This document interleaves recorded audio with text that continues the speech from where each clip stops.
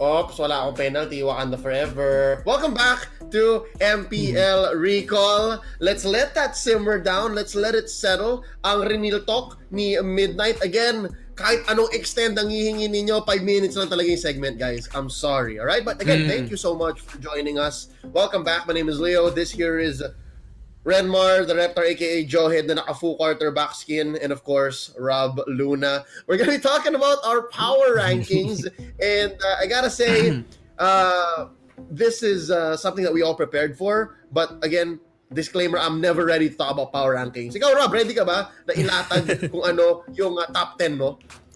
Yeah, ready ako, and I can say na confident ako sa top 10 ko right now. Okay, how about you? Joehead, are you confident? Yeah, pretty confident. We've seen enough of the teams that played. Alam ko, Signal wala pa. Signal week 3 pa sila maglalaro eh. But with the 9 teams na nakita natin, pretty confident with my list.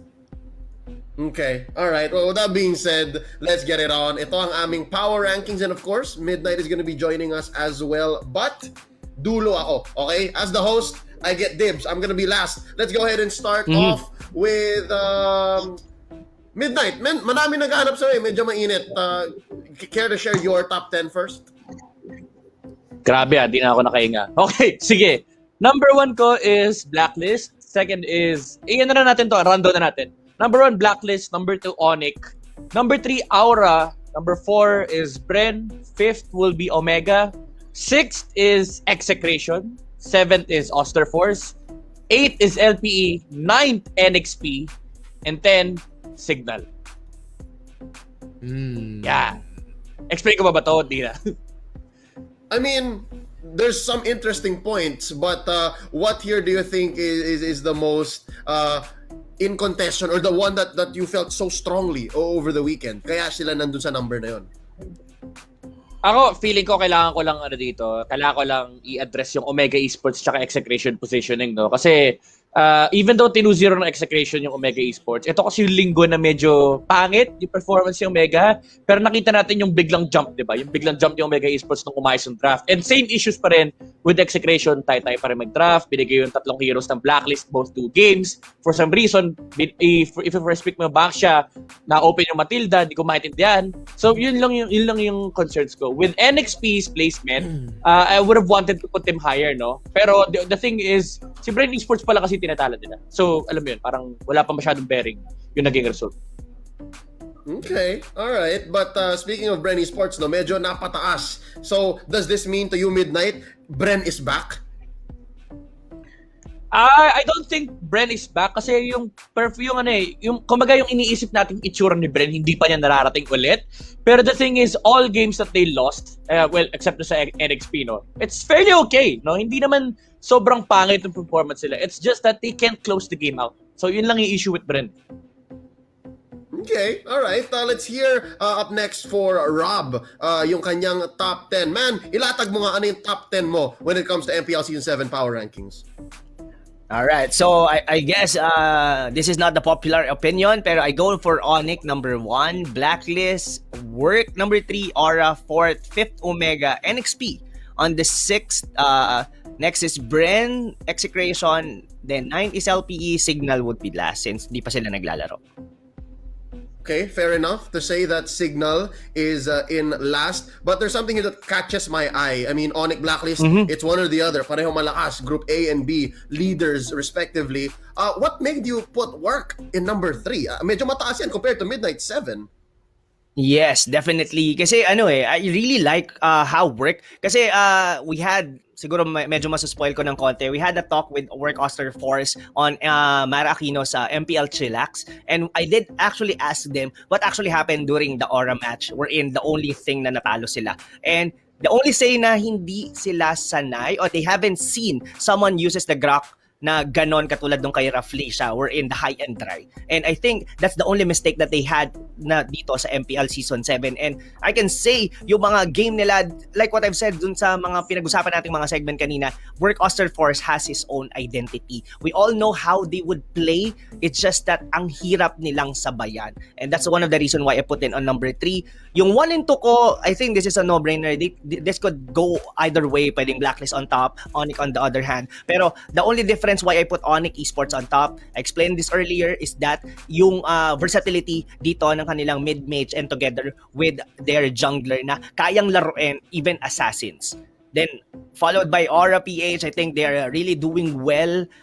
May mga konting parang tinatry pa sila like JP going on to the tank na medyo nagwo-work naman sa kanila. So I guess Aura PH, they are nandun sila pero they're still trying to find what might actually work since early weeks pa naman ng MPL. For Omega naman, I think their first week was really messy and nakapag-cope up naman sila kagad with Omega, with week number 2. So next play, the reason why I put them on top on Brain Esports because they won against Brain Esports. That's the only reason. Pero aside from that, I think they are not really doing well.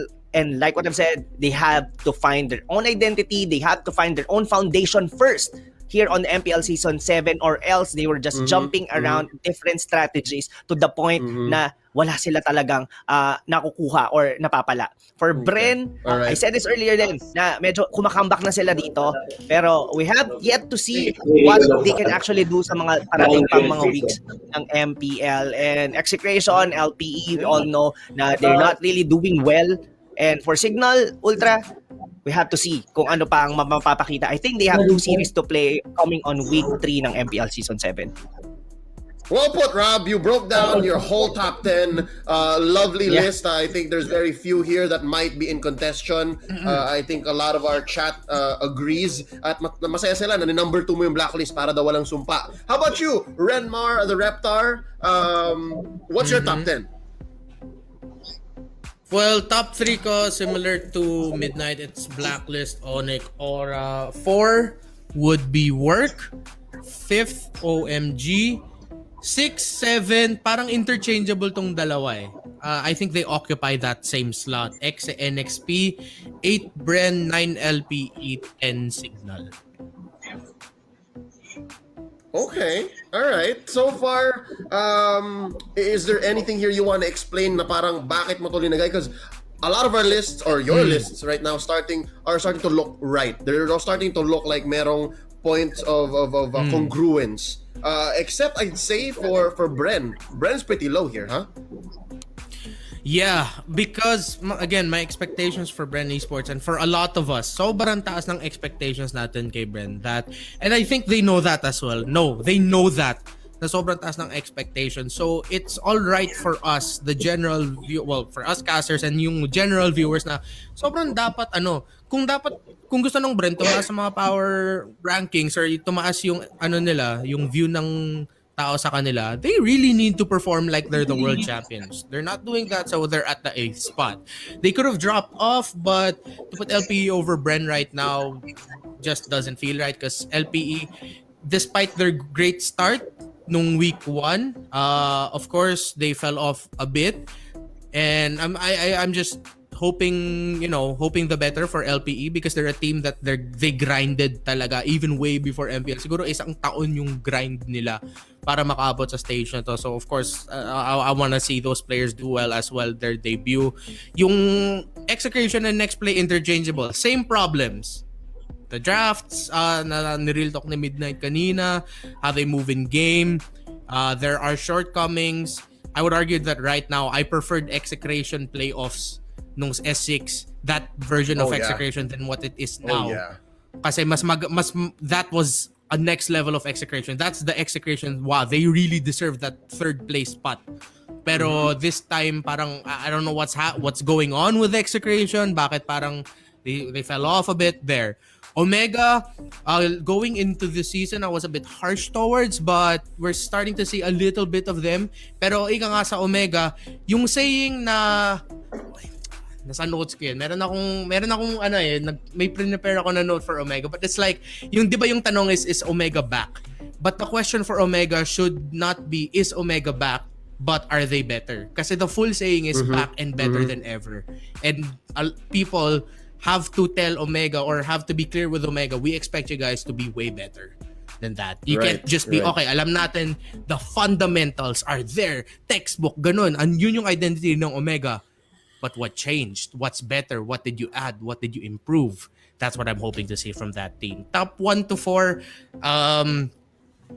yeah, pretty self-explanatory, but yeah, I can see that iba din yung yung placement ni Midnight, mas bababa yung work sa kanya, then for me and Rob it's a bit higher.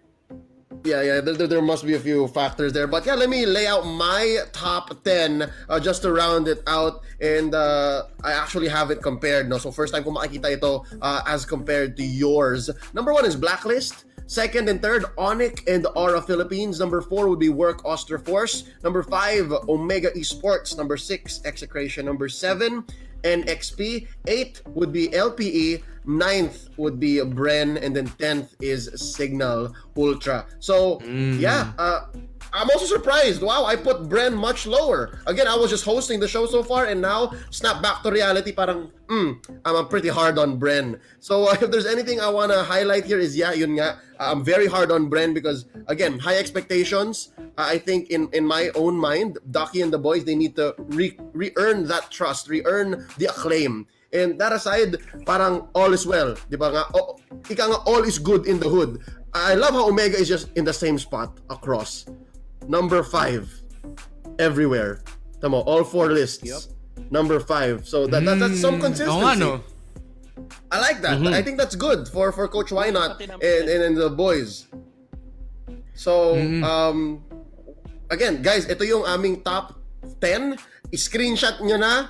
Gamitin nyo na yan. Well, I don't know how you would. But yeah, that's our top 10. So I hope there's enough on this for you guys to form an opinion and keep the discussion going. Not just on Recall, but even in your own circles and in your own GCs, in your own conversations with your friends, other fans of the MPL. But with that being said, guys, let's just wrap it up. Let's settle down and close up the show once more. Maraming salamat sa pagtangkilik dito sa MPL Recall. The show ran a little longer, but that's just because there's so much to talk about. Again, yung last weekend natin, yung last day of the weekend, 3 series. And again, lahat yata nung laro, must watch. Diba lahat ng series sa MPL so far, must watch. Again, thank you so much to our guests, Rob Luna and Renmar, the Reptar, the Jawhead. Rob, again, ang dami naghahanap sa'yo, man. I hope that in the next week of the MPL, magka-schedule ka na because I think so many of your fans are looking forward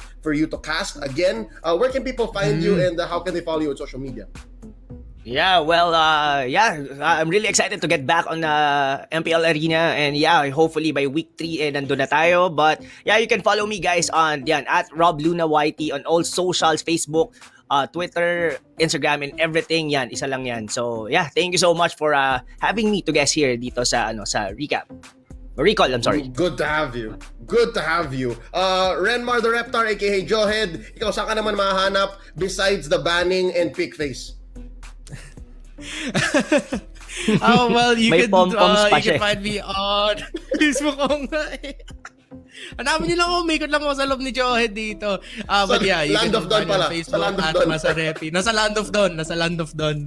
And then, sa mainit tayo sa TikTok, we're at 53,000 right now. Please, hopefully with your help, makaabot tayo ng 100,000 by the end of the year. I'm on Instagram as well at Esports Reptar. At Masarepi lang yung sa Facebook, everywhere at Esports Reptar. That includes TikTok, that includes IG. But yeah, thank you to support guys. And every week, hopefully we can do this. Kasi ang ganda nga ng discussions natin in the comment section na, yeah, it's very civil. We're sharing our opinions. Just because we don't agree doesn't mean it's a bad thing. I like that we're seeing people have their own opinions. Minsan agree, minsan disagree. That means healthy lang yung conversation natin. Basta wala yung bash. And don't forget, constructive criticism, disagreeing does not mean bashing. Stay safe, guys. Love you all. Wash your hands. Nice. Thank you so much, Jawhead. I mean, Esports Reptar, Masarepi on Facebook. As for me, LeoCastPH everywhere. Instagram, Facebook, Twitter, TikTok, I'm not sure if I'm missing anything. But yeah, thank you so much always for the support. Of course, ang ating favorite na Real Talker, si Midnight. Follow him at MDNYT97. Next week, magbabalik ang MPL Recall as brought to you guys by Covenry. O ayan o. Midnight, last shoutouts. Follow me kung gusto niyo ng kabayasan sa facebook.com/mdnyt97. Follow niyo na rin yung YouTube channel ko. Maglalabas ako probably Thursday, Friday ng analysis vids last weekend or probably this weekend para kunwari may kunaring MPL tayo. So baka weekend ko siya ilabas. So YouTube channel pa rin sa TikTok and IG again at MDNYT97. Bias ng malakas.